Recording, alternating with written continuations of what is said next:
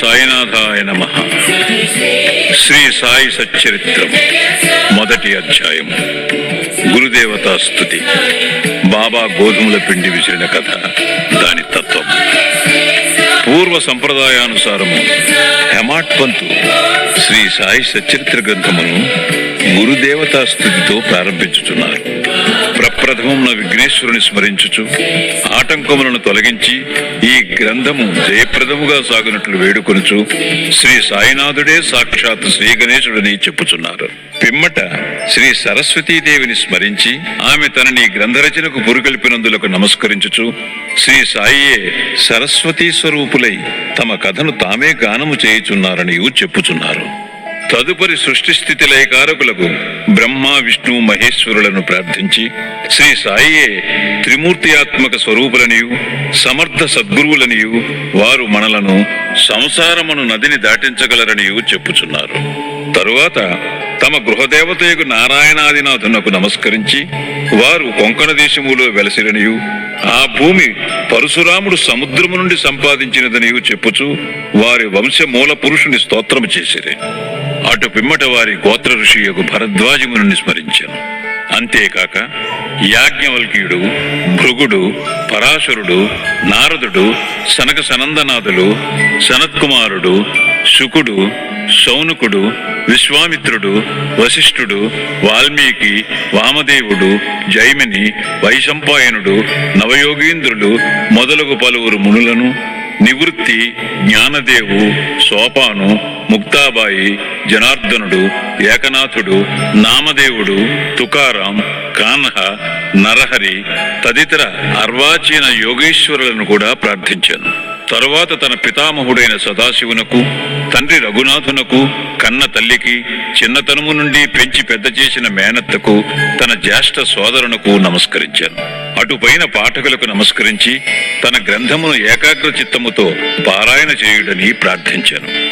చివరగా తన గురువు దత్తావతారమునకు శ్రీ సాయిబాబాకు నమస్కరించి తాను వారిపై పూర్తిగా ఆధారపడి ఉన్నానని చెప్పుచు ఈ ప్రపంచము మిథ్యయనియు బ్రహ్మమే సత్యమనే అనుభవమును తనకు కలిగించు శక్తి వారికే కలదని చెప్పుచు ఈ ప్రపంచములో ఏ ఏ జీవులందు పరమాత్ముడు నివసించుచున్నాడో వారందరికీ నమస్కరించెను.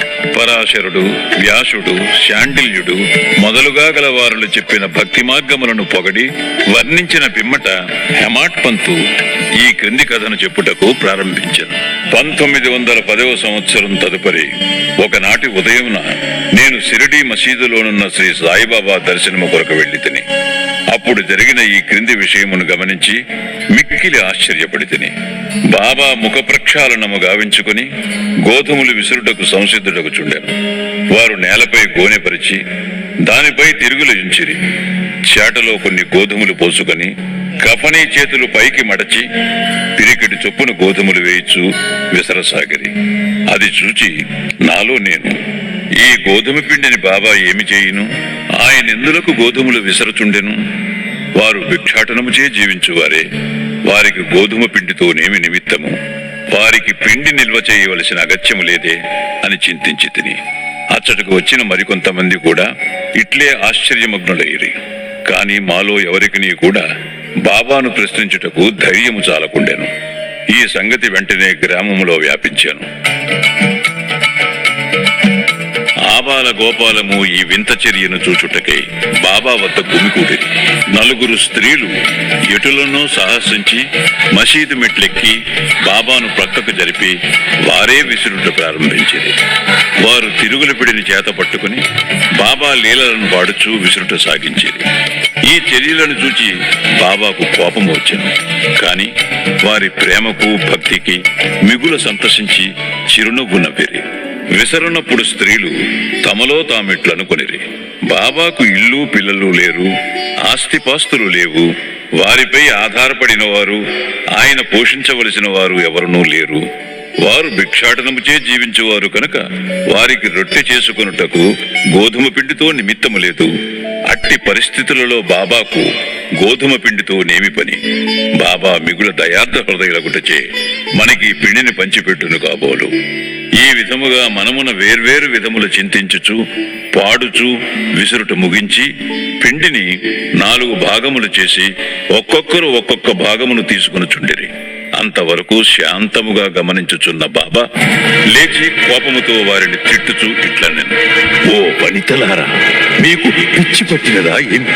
ఎవరబ్బ సొమ్మునుకుని లూటీ చేయుచుంటిరి?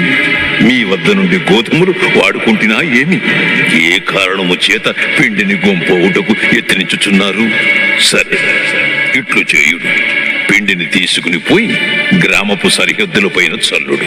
అది విని ఆ వనితలు ఆశ్చర్యమగ్నులైరి, సిగ్గుపడిరి.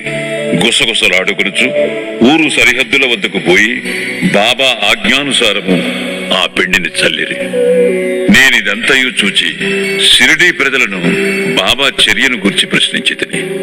ఊరిలో కలరాజాడ్యము గలదనియు దానిని శాంతింపచేయుటకది బాబా సాధనమనియు చెప్పిరి. అప్పుడు వారు విసిరినవి గోధుమలు కావనియు వారు కలరాజాడ్యమును విసిరి ఊరి కవతల పారద్రోలేరనియు చెప్పిరి. అప్పటి నుండి కలరా తగ్గెను. గ్రామములోని ప్రజలందరూ ఆనందించిరి. ఇదంతయు వినిన నాకు మిక్కిలి సంతసము కలిగెను. దీని గూఢార్థమును తెలుసుకున్న కుతూహలము కలిగెను. గోధుమ పిండికి కలరా జాడ్యమునకు సంబంధమేమి? ఈ రెండింటికి గల కార్యకారణ సంబంధమేమి? ఒకటి ఇంకొక దాని నెట్లు శాంతింపచేసెను. ఇదంతయు అగోచరముగా తోచెను. అందుచే నేను తప్పక ఈ విషయమును గూర్చి వ్రాసి బాబా లీలలను మనసారా పాడుకొనవలెనని నిశ్చయించుకొంటిని. ఈ లీలను చూచి ఇట్లు భావించుకుని హృదయానంద పూరితులనైతిని. ఈ ప్రకారముగా బాబా సచ్చరిత్రను వ్రాయుటకు ప్రేరేపింపబడితిని. అట్లే బాబా కృపా కటాక్షములచే ఆశీర్వాదములచే గ్రంథము నిర్విఘ్నముగను జయప్రదముగను పూర్తి అయినది. తిరుగలి విసురుట దాని వేదాంత తత్వము. తిరుగలి విసురుటను గూర్చి షిరిడీ ప్రజలనుకునే రీతియే కాక దానిలో వేదాంత భావము కూడా కలదు. సాయిబాబా షిరిడీ యందు సుమారు 60 ఏళ్లు నివసించారు. ఈ కాలమంతయు వారు తిరుగలి విసురుచునే ఉండిరి. నిత్యము వారు విసురున్నది గోధుమలు కావు, భక్తుల యొక్క పాపములు, మనోవిచారములు మొదలగునవి. తిరుగలి యొక్క క్రిందరాయి కర్మ, మీదిరాయి భక్తి, చేతితో పట్టుకుని పిడి జ్ఞానం.